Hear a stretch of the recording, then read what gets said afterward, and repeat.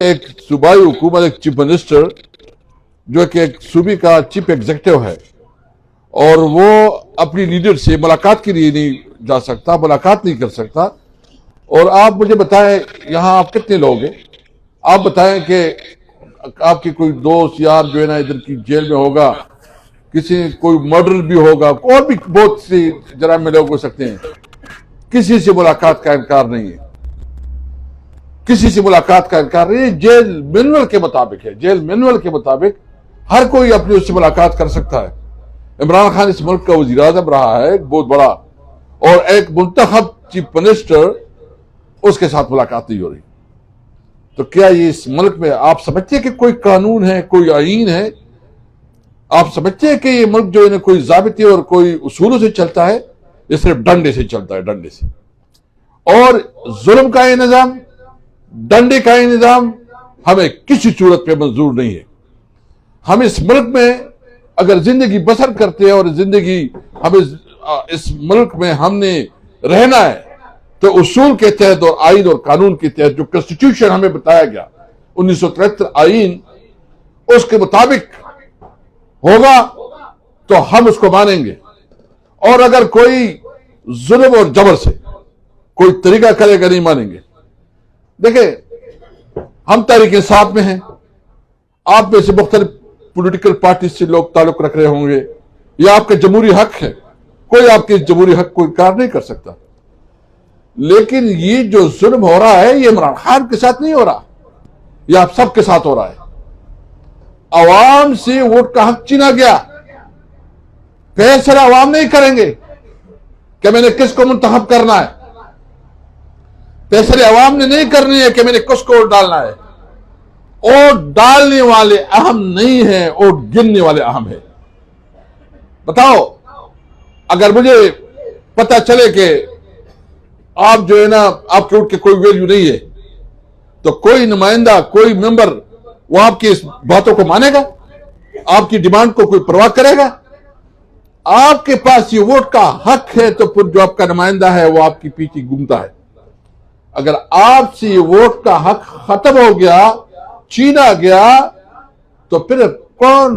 और अभी तो हरिपुर में जो हुआ, आप सारे समझते हैं कि हरिपुर में तो इंटरेस्टिंग काम यह हुआ कि वोट एक पड़ा है आपके पास, पर चूंकि आप सारी सरकारी ड्यूटियां तो आप करते हैं, उधर भी आपकी ड्यूटियां लगती रहती है इलेक्शनों में भी, तो फॉर्म 45 के मुताबिक तब के दस्तखतें हैं, सब कुछ भी ठीक है, लेकिन कंप्यूटर में एक आदमी जो बैठा है वो अपनी तबीयत से जो है ना डेटा उसमें अंदर कर रहा है। मुझे बताओ, अगर हम जाएंगे तो किधर जाएंगे? ये इलेक्शन कमीशन में जाएंगे ना। कौन सा इलेक्शन कमीशन? किस किस्म की अदालत? अदालतों को अमलन इंतजामिया के मातहत किया गया। एक डीसी जो है और एक डीपीओ और एक पुलिस अफसर अभी और एजेंसियां वो किसी तौर पर अदालत को मैनेज कर सकती है। तो क्या ये पाकिस्तान कायद आज़म का पाकिस्तान था? क्या ये पाकिस्तान, ये अल्लामा इकबाल ने ख्वाब देखा था कि ऐसा पाकिस्तान होगा कि अवाम को जानवरों की तरफ ट्रीट किया जाएगा, किसी की हैसियत नहीं होगी, किसी की वोट की हक हैसियत नहीं होगी? इसलिए ये जो हम जद्दोजहद कर रहे हैं, मैं यकीन से कहता हूं, मैं इसको इबादत समझता हूं, मैं इसको जिहाद समझता हूं, और मैं समझता हूं कि अगर अवाम को वोट का हक नहीं दिया गया और अवाम को इतना जलील और ख्वार किया गया तो फिर इलेक्शनों की कोई फायदा नहीं है। फिर कौन सा इलेक्शन? किसने इलेक्शन में हिस्सा लेना है? ये इलेक्शन होगा, ये तरीका होगा? आप वोट एक देंगे, असेंबली में दूसरा बैठेगा। और इन दिलचस्प बात यह है कि जो असेंबली में बैठे होते हैं वो हमारे साथ प्राइवेटली मिलते हैं, वो खुद कहते हैं कि रात को हम हार गए थे।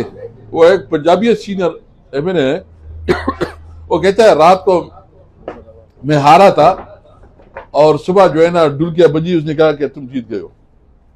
ये गुजरात पे हमारा दूसरा दोस्त है, एमपीए, वो खुद कहता है कि मैं जाके जो है ना सो गया, मैंने कहा हारे हूं।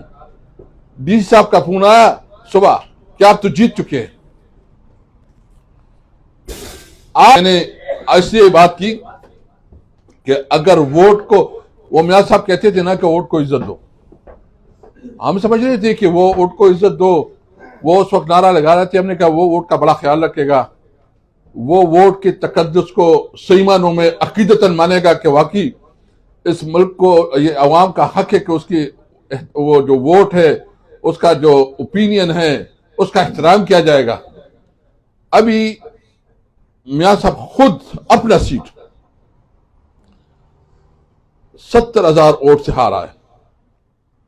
70,000 वोट से हारा। मैं कसदन वल्ला मैं वैसे इल्जामात नहीं लगाता, मेरे उसके साथ वो नहीं है, वो उधर लाहौर से ताल्लुक रख रहा है। मैं खुद यास्मीन नाशिद के घर गया और पूरे पंजाब में जीटी रोड पे पूरे पंजाब में नवाज शरीफ और मुस्लिम लीग 17 सीटें जीती है, सिर्फ 17। कराची में एक भी सीट एमकेएम नहीं जीती, एक भी सिंगल सीट नहीं जीती, सिंगल सीट नहीं जीती। भाई इस इलेक्शन का क्या करोगे?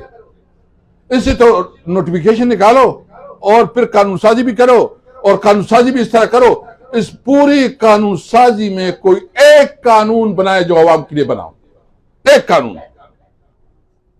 जितनी कानून साजी हो, 26वीं आईनी, 27वीं आईनी तरमीम।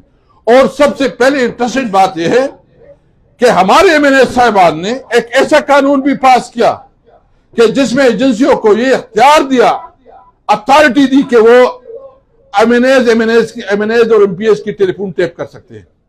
यानी हमने खुद कानून पास किया कि हमारे टेलीफोन टेप करो, क्योंकि हम दुश्मन भी हो सकते हैं। हम इस दुश्मन नहीं, हम इस निजाम को और इस जुल्म के निजाम को नहीं मानते। ठीक है, हमारे पास बंदूक नहीं है, हम कोई वो नहीं है, मिलिटेंट नहीं है, हम सियासी जद्दोजहद करेंगे, जमहूरी जद्दोजहद करेंगे। लेकिन अगर तुम्हारा ख्याल है कि तुम्हारे डंडे और तुम्हारे जोर की वजह से हम कंप्रोमाइज करेंगे, ये सर कट जाएगा, लेकिन कंप्रोमाइज नहीं होगा इंशाल्लाह। हम अपनी सियासी जद्दोजहद करेंगे। हम अपने, आप देखो, वो इलेक्शन करो, फ्री एंड फेयर इलेक्शन हो, अवाम को ये हक हो कि वो अपनी लीडरशिप मुंतखब करे।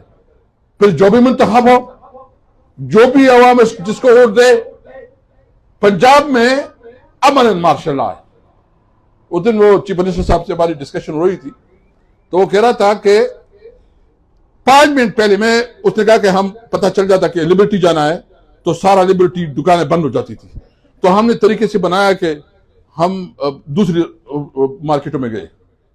5 मिनट में इतना कंट्रोल था कि 5 मिनट में सारी दुकानें बंद हो जाती थी, अवाम को निकाला जाता था। भाई ये जमहूरियत है। मैं साहब खुदा का खौफ करो, सोचो, तुम अपने आप को जमहूरी आदमी कहते हो, बताओ कि ये जमहूरियत है। ये आज हमारे साथ हो रहा है, कल आपके साथ होगा। इसलिए मैं तमाम जमहूरी पार्टियों को, जो अपने आप को जमहूरी कहते हैं, मैं अपनी तमाम पाकिस्तानी अवाम को कहता हूं कि अपने वोट के हक के लिए निकले। 8 फरवरी को हम इंशाल्लाह यूमिसिया बनाएंगे। 8 फरवरी को हम यूमिसिया बनाएंगे। आप सब देखो, आपके वोट पे हक डाला गया है, आप जिस पार्टी को वोट देना चाहे आप वोट दे, लेकिन ये किसी और का काम नहीं है कि आपके वोट को किसी और की खाते में डाले। ये आपका हक है। आप ABCD जिस पार्टी को देना चाहते हैं, जिस मंशूर को देना चाहते हैं, लेकिन इसका मतलब ये नहीं है कि आपके हक को आप समझ ले। या तो इस तरह इलेक्शन होगा तो फिर आप रेजोल्यूशन पास करें, करारदादे पास करें, मुतालिबे करें, तो करें, कौन सुनेगा? मैं, अगर मुझे एहसास होगा कि आपके वोट की वजह से मैं असेंबली में जाऊंगा, तो मैं आपके हर मुतालिबे को, हर जायज मुतालिबे को मानूंगा। लेकिन अगर मुझे भी एहसास हो कि तुम्हारे पास कोई नहीं है, मैं अपने आप को नहीं, मैं MP MNA जो भी है सबकी बात करता हूं। इसलिए सबसे पहली जरूरत